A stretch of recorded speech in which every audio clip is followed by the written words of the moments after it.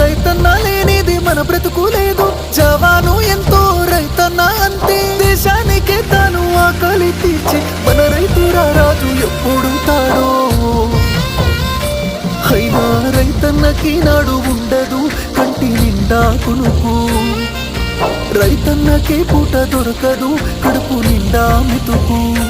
అయ్యో రైతన్నకే నాడు ఉండదు కంటి నిండా కునుకు. రైతన్నకే పూట దొరకదు కడుపు నిండా మెతుకు.